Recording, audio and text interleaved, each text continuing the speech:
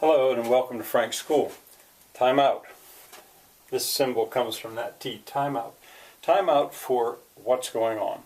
I feel that I need to explain what I'm doing in Frank's School this year. It's going to be, I've got a lot to do over the next month because on, I think it's the 25th of March, I'm flying to Germany. I'm going to go on another European trip. And I had thought about explaining to you about the whole planning of that trip. I'll have plenty to say about it, but I'm just telling you now it's going to happen. I'll be there for about 2 weeks. I'm excited. I'm going to see the woman that you saw last year traveling with me, Shirley Hockling, and her husband's going with us too as we make this trip. I'm going to be going to their home, and you even saw their home in the very first year. Well, I guess it was the beginning of the second year was when I filmed it in Hemmoor, Germany. Anyway, as I say, I'll tell you more about that as we get there. But in a way, I have to get through this and this before I can fully explain. But there are 4 open-air museums, big, major, that I want to see. Gifhorn, there is the International Wind and Water Mill Museum. I really think it's unbelievable. It's not far from a city called Bad Pyrmont or near Hanover. We're going to stay there with the relatives of Shirley. And then Detmold, that also has a very large, important open-air museum.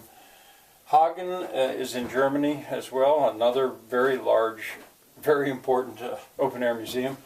Then we're going to cross into Holland, Arnhem, and there's the biggest open-air museum, I believe, in Holland. We'll see that.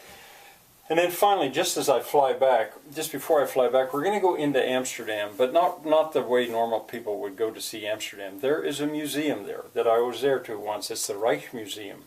I'm not sure how you say it in German, but it has a collection of furniture there that I want to see. Well, Rembrandt paintings are there. That's why people would normally go there, to see those famous Rembrandt paintings. They're wonderful. But the furniture surprised me. And my German friend, Shirley, has recently begun to make furniture. At first repair it and then make furniture.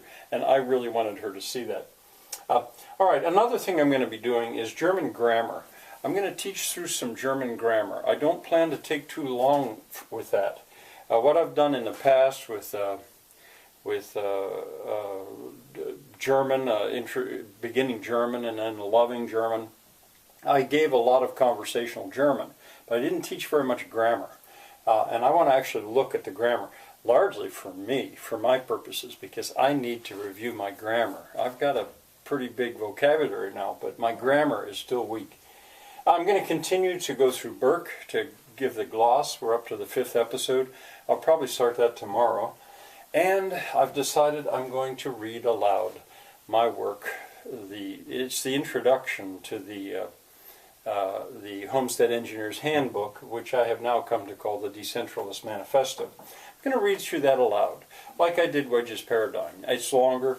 There aren't illustrations, really, and I'll probably read faster. So that's what's going on, and today I'm going to come back. I'd like you to come back one more time for a video because I want to apply Wedge's Paradigm to the Winter Olympics.